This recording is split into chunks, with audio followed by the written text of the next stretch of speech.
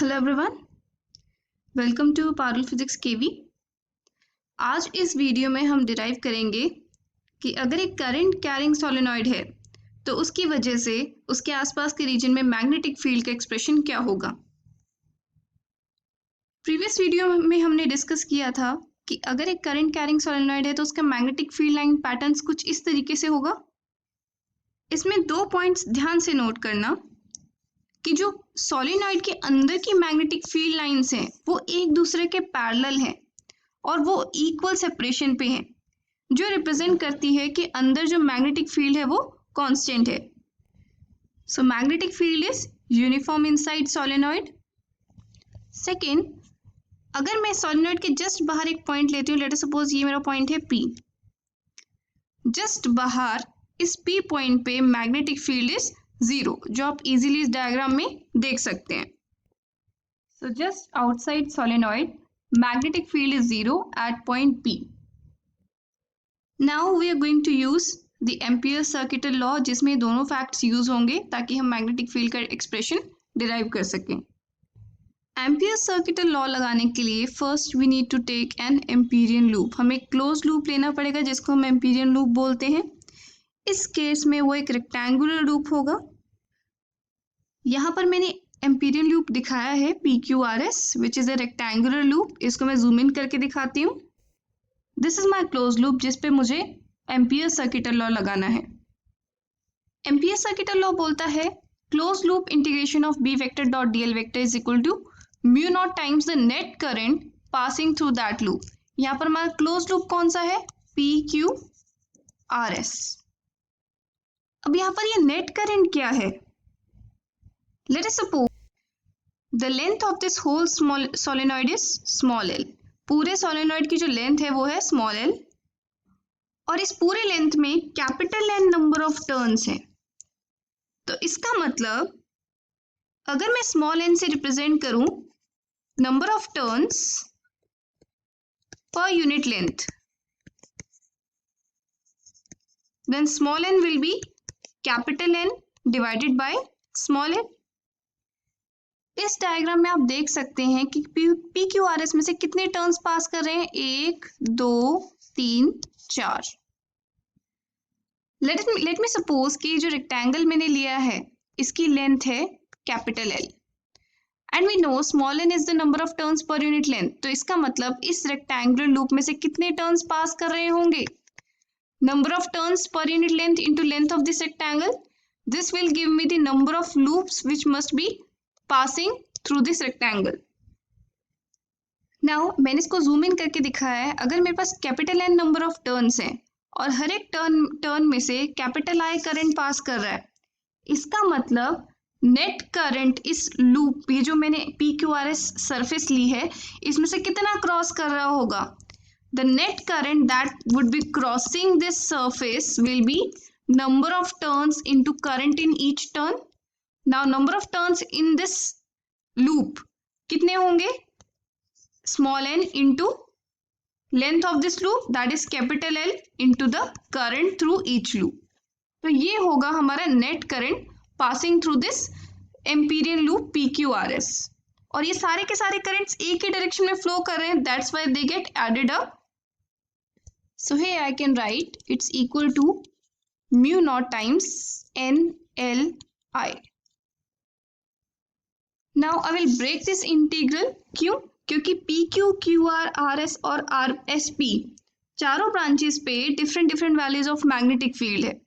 So let me break it into 4 parts. So I'll calculate B vector dot DL vector on PQ, QR, RS and SP branch separately. इस diagram में ध्यान से देखो। What is the value of magnetic field on PQ branch? ये जो PQ branch है इस पे मैग्नेटिक फील्ड कितनी दिख रही है आपको? देखो ये जस्ट बाहर है सोलेनॉइड के, और मैंने बताया था कि सोलेनॉइड के जस्ट बाहर मैग्नेटिक फील्ड 0 होती है।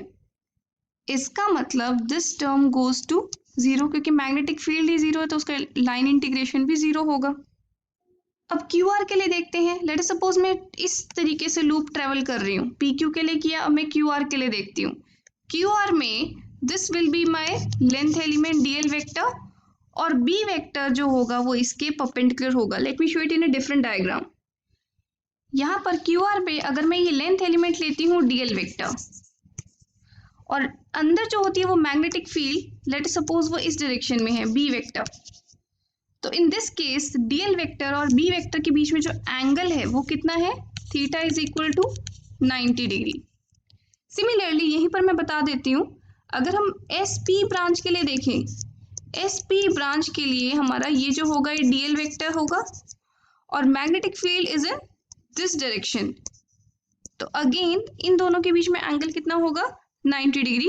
सो यहाँ पर भी theta is equal to 90 degree.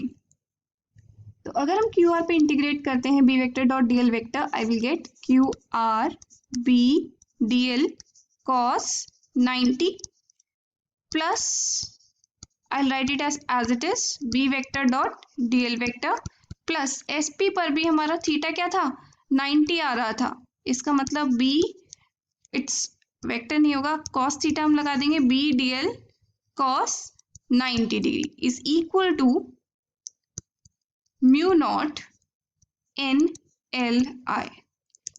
Now this term goes to 0 since cos 90 is 0, again here cos 90 is 0.